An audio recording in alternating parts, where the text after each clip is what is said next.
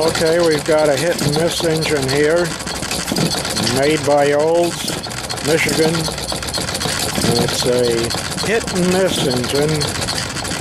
You can hear there's many revolutions that it don't fire. And all of that is controlled by a governor. Down there you can see it go out when it commands power. You can hear it fire as soon as that kicks out. What it's doing, it's holding the exhaust valve open. And that little thing below it points that control the spark.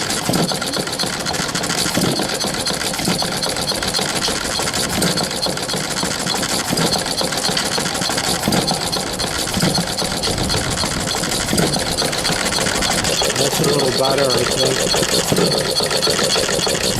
We'll go up to the front end and watch the valves.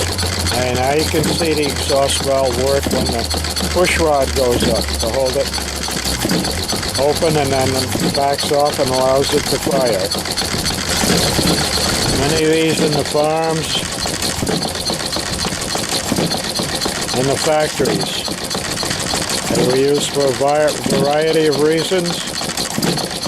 Wherever there's a need to power any kind of machinery, back in the early 1900s, that's the thing that was used.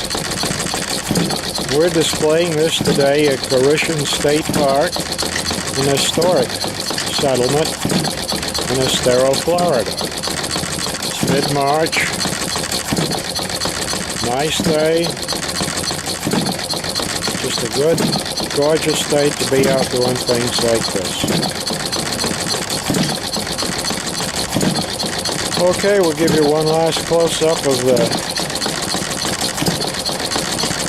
mechanism down here that's working.